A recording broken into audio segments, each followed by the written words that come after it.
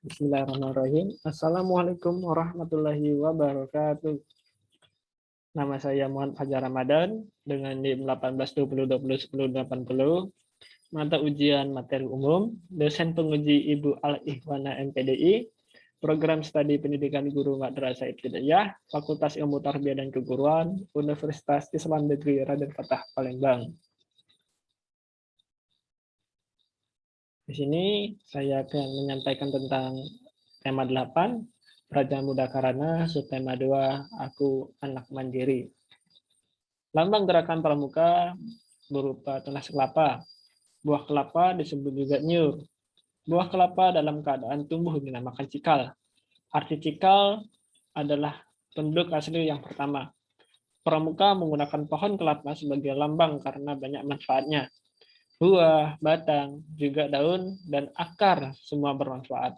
Anggota pramuka harus bisa bermanfaat bagi semua orang. Anggota pramuka dilatih memiliki banyak keterampilan dan mandiri. Anak mandiri selalu berusaha melakukan kegiatan tanpa bantuan orang lain. Buah kelapa dapat dimanfaatkan dalam kegiatan menari dan olahraga. Mari mengenal lebih lanjut pramuka dan lambangnya. Selain itu, kita juga akan berlatih untuk mandiri melalui kegiatan pramuka. Pembelajaran pertama, aku anak mandiri. Aku anggota pramuka yang mandiri. Anggota pramuka dilatih untuk dapat bekerja secara mandiri. Aku selalu berusaha bekerja tanpa bantuan orang lain.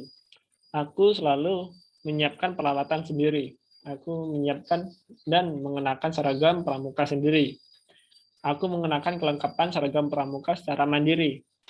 Seragam pramuka memiliki banyak kelengkapan. Di antaranya baju seragam, lengkap dengan celana atau rok, baju dilengkapi dengan tanda-tanda pramuka, ada juga tutup kepala dan setangan leher, dilengkapi dengan ikat pinggang, kaos kaki, dan sepatu. Latihan pramuka membuatku menjadi mandiri. Aku sudah dapat mandiri melakukan kegiatan. Aku selalu menyiapkan perlengkapan sekolah secara mandiri. Aku mengerjakan tugas dan merapikan kamar secara mandiri. Untuk dapat mengerjakan kegiatan secara mandiri, perlu berlatih. Latihan akan menyenangkan jika dikerjakan secara bersama-sama. Dalam pramuka, aku berarti mengerjakan tugas secara mandiri bersama teman-teman.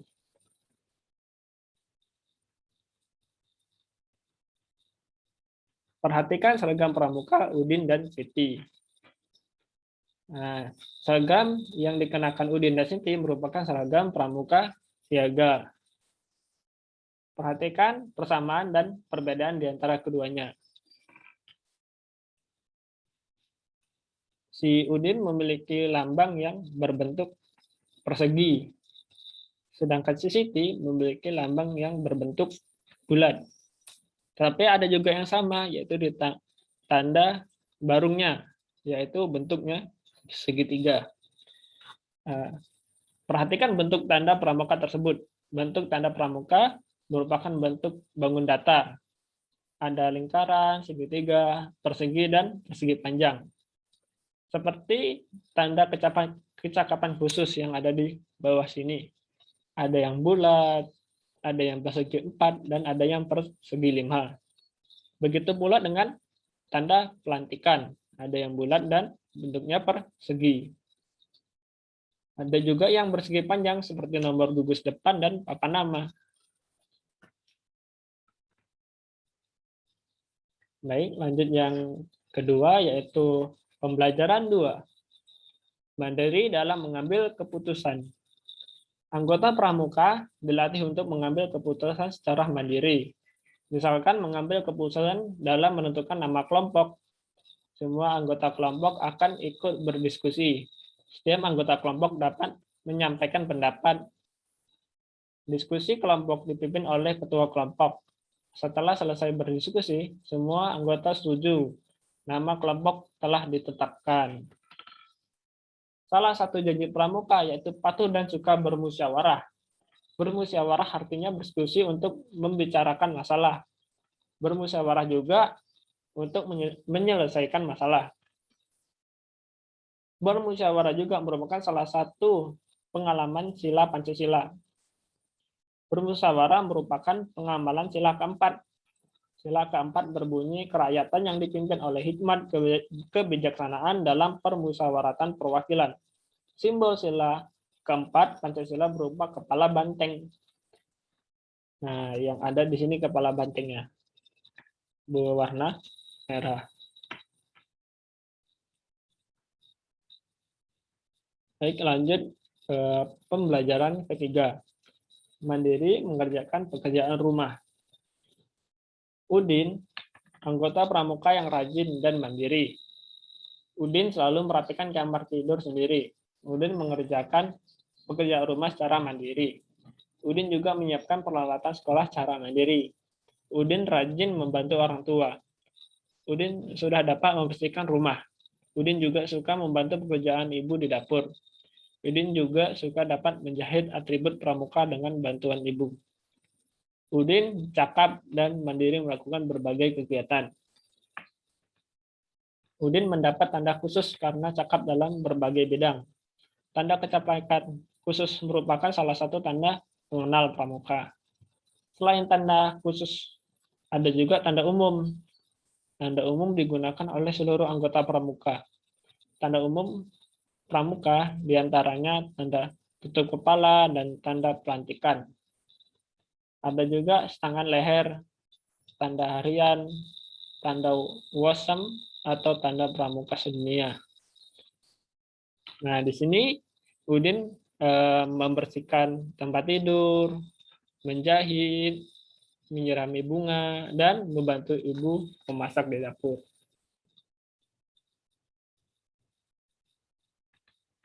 Nah, di sini ada berbagai macam tanda kecakapan khusus atau TKK. Tanda kecakapan khusus wajib 10 buah. Berikut ini 10 buah tanda kecakapan khusus. Nah, yang di sini adalah 10 gambar tanda kecakapan khusus atau TKK. Nah, tanda kecakapan khusus diberikan untuk menambah semangat anggota pramuka. Tanda kecakapan khusus bertujuan untuk melatih keterampilan serta kemandirian. Bentuk dan tingkatan tanda kecakapan khusus setiap kelompok pramuka berbeda. Untuk pramuka siaga berbentuk segitiga dan hanya satu tingkatan. Untuk pramuka penggalang ada 3 tingkatan dan bentuk yang berbeda. Tingkat purwa berbentuk lingkaran. Tingkat media berbentuk persegi. Tingkat utama berbentuk segi 5. Berikut contoh gambar TKK menabung sesuai tingkatan. Nah, di sini ada TKK menabung. Nah, di sini ada yang berbentuk lingkaran, berbentuk persegi, dan ada yang berbentuk persegi 5. Nah, di sini juga ada yang TKK pramuka siaga yang berbentuk persegi 3.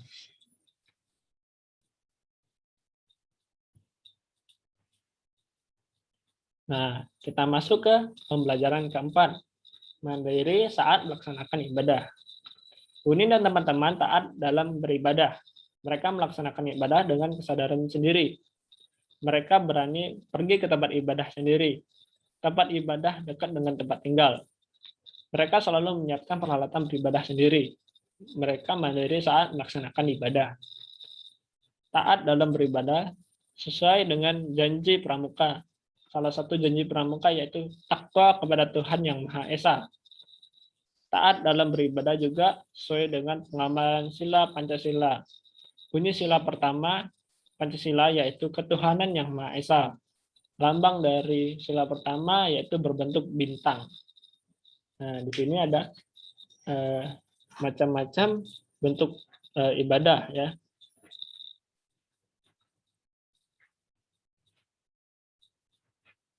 Nah, ketuhanan Yang Maha Esa. Nah, ini di samping kanan ini adalah bentuk dari sila yang pertama yaitu bintang. Berikut ini beberapa contoh sikap pengamalan sila pertama Pancasila. Nah, yang di sebelah kiri itu ada Edo taat menjalankan ibadah. Edo beribadah sesuai dengan agama yang dianutnya. Edo mengamalkan sila pertama Pancasila. Nah, sebelum dan sesudah makan, Siti selalu berdoa. Berdoa sebagai tanda bersyukur. Berdoa sebagai tanda ucapan terima kasih kepada Tuhan. Siti mengamalkan sila pertama Pancasila. Dayu sangat rajin merawat tanaman. Dayu mencintai tanaman. Dayu mencintai makhluk ciptaan Tuhan. Dayu mengamalkan sila pertama Pancasila. Lanjut ke pembelajaran ke-5, berlatih mandiri. Siti berlatih agar dapat menjahit dengan mandiri. Siti rajin berlatih menjahit. Siti berlatih menjahit tanda pengenal pramuka. Ibu Siti membimbing Siti menjahit. Edo berlatih agar membersihkan rumah dengan mandiri. Edo sedang membersihkan rumah bersama ayah. Edo memperhatikan cara ayah membersihkan kaca meja. Lani berlatih agar dapat memasak secara mandiri. Lani sedang membantu ibu memasak. Lani memperhatikan cara ibu memasak.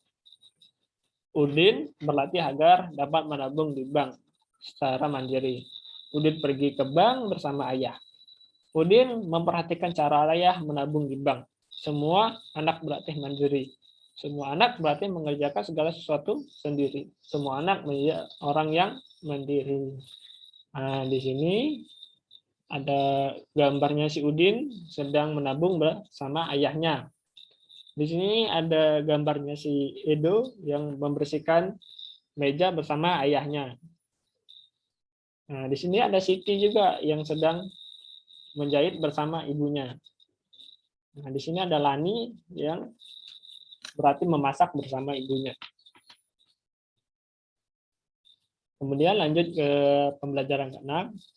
Nah, di sini Udin pemimpin kelompok Barung Biru. Nah, si Udin ini adalah seorang pemimpin dari kelompok Barung Biru. Udin memimpin teman-temannya mendirikan tenda untuk berkemah. Udin membagi tugas kepada semua anggota kelompok. Pembagian tugas dilakukan secara adil dan merata. Udin membagi tugas sesuai dengan keterampilan anggota kelompok. Semua anggota kelompok mengerjakan dengan senang dan gembira. Semua anggota kelompok mengerjakan pekerjaan secara mandiri. Udin membagi tugas secara adil kepada semua anggota kelompok. Pembagian tugas disesuaikan dengan kemampuan yang dimiliki anggota. Udin sudah melaksanakan pengamalan sila kelima Pancasila. Sila kelima Pancasila berbunyi keadilan sosial bagi seluruh rakyat Indonesia. Lambang sila kelima berupa padi dan kapas. Nah, yang seperti ada di gambar kiri ini, ada padi dan kapas. Baik, terima kasih. Itu saja penyampaian dari saya. Jika ada salah kata saya mohon maaf. Pada Allah saya mohon ampun. Saya akhiri. Wassalamualaikum warahmatullahi wabarakatuh.